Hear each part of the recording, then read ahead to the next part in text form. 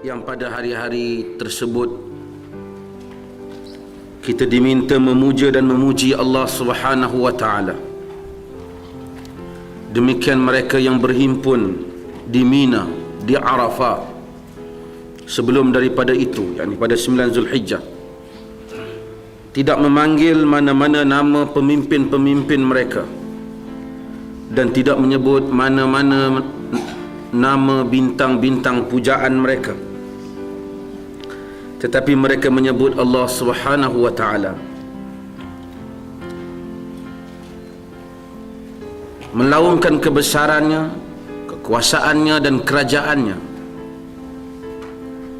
Demikian itulah kita diminta mengambil pengajaran daripada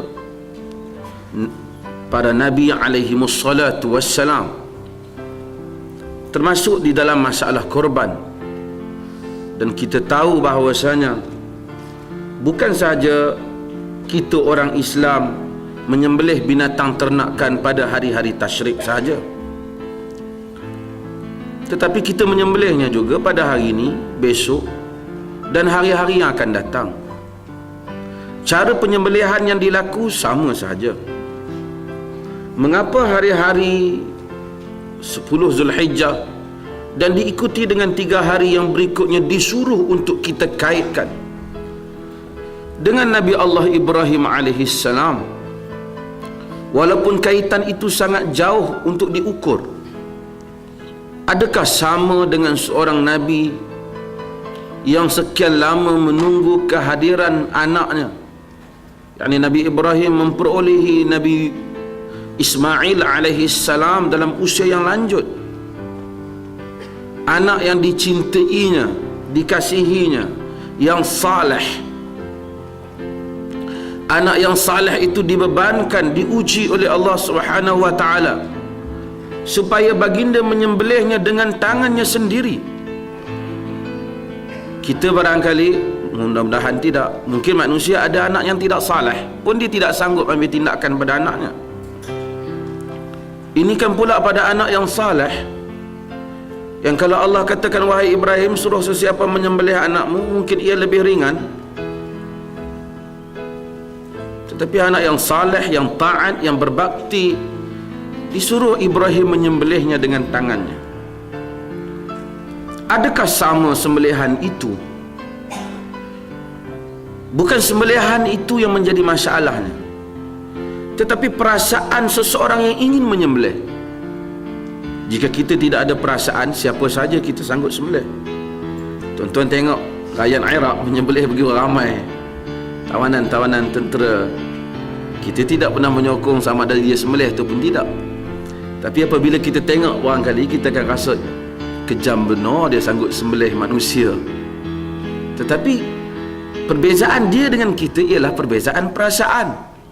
Suatu orang yang anak isterinya dibunuh, anaknya terputus tangan, terputus kaki, rumahnya dibom, ibu bapanya dibunuh, dia sanggup saja, kerana perasaannya sudah tidak ada. Yang menanggung derita ialah perasaan.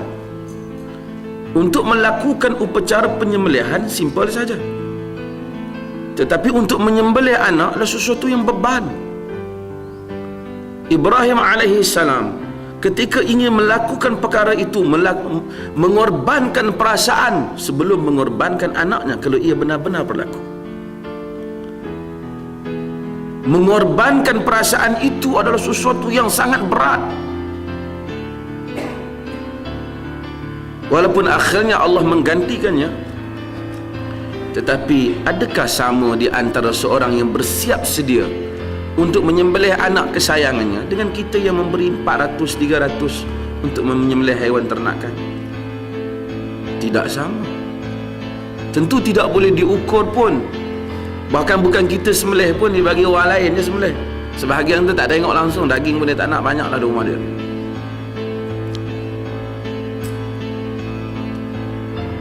Tetapi agama mengajak kita supaya mengaitkan hal ini dengan Rasul, walaupun kaitan itu agak jauh dan benar-benar jauh, supaya kita tidak merasai terputusnya suatu hubungan di antara generasi yang kemudian dan mereka yang mendahului kita di dalam memperjuangkan iman dan tauhid, supaya terasa sentiasa adanya ikatan yang besar, adanya ikatan yang tidak pernah putus antara kita dan para rasul. Yang kerja para rasul itu bukan menyembelih anak-anaknya, itu ujian untuknya, tetapi kerja para rasul itu ialah membawa bendera tauhid, menegakkan uluhiyah Allah Azza wa Jal, dan membela kedaulatan kerajaan Allah langit dan bumi. Itulah yang patut diteruskan oleh orang-orang yang mengaitkan dirinya dengan Ibrahim alaihissalam.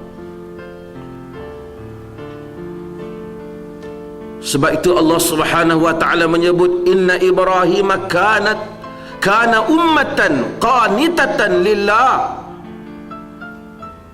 hanifan walam yaku minal musyrikin. Sesungguhnya Ibrahim itu ummah. Ibrahim itu seorang je. Allah kata sesungguhnya Ibrahim itu umat. Bagaimana seorang boleh menjadi umat? Dalam surah An-Nahl, kita umat tapi tak ada nilai. Nabi Ibrahim satu orang je. Allah kata sesungguhnya Ibrahim itu satu umat yang taatkan Allah, yang khusyukkan Allah, yang lurus tauhidnya, dan ia tidak termasuk di kalangan orang-orang yang musyrik. Mengapa Ibrahim satu umat? Ahli-ahli tafsir memberikan berbagai makna terhadap sesungguhnya Ibrahim adalah satu umat. Di kalangan mereka menyebut kerana Ibrahim adalah orang walaupun seorang, tapi Ibrahim itu berdiri menghadapi seluruh umat manusia semata-mata untuk menegakkan tauhid. Nabi Ibrahim ni satu negeri ke satu negeri, satu negeri ke satu negeri. Berseorangan Nabi Allah Ibrahim alaihissalam. Nabi lain banyak hidup di kalangan pengikutnya. Ibrahim sentiasa membawa diri seorang, berdiri menghadapi dunia keseluruhannya. Maka Ibrahim itu adalah satu umat. Dalam makna yang lain, Ibrahim itu satu umat kerana ia mengajar tauhid dan membimbing manusia. Umat keseluruhannya berada di belakang Ibrahim alaihissalam. Sebab itu di kalangan para sahabat menyatakan, inna Mu'adh bin Jabal kana ummah. Sesungguhnya Mu'adh bin Jabal itu umat, seorang dia, tapi mempengaruhi manusia yang begitu ramai di belakangnya. Ini penting, mustahak untuk kita, supaya kita benar-benar tak rasa bahawasanya kebenaran ini ia tidak berdiri bersama ramai ataupun sedikit. Kebenaran adalah kebenaran, dia tidak diukur dengan jumlah manusia. Jika kita di tempat kita satu orang, semua dunia menyatakan kita salah, tapi pada ukuran Quran dan Sunnah kita betul, kita adalah umat yang lebih besar daripada seluruh orang kampung, orang bandar dan daerah kita. Allah Subhanahu wa taala menyatakan, inna Ibrahim kana ummatan. Sesungguhnya Ibrahim itu suatu umat, seorang diri membawa agama.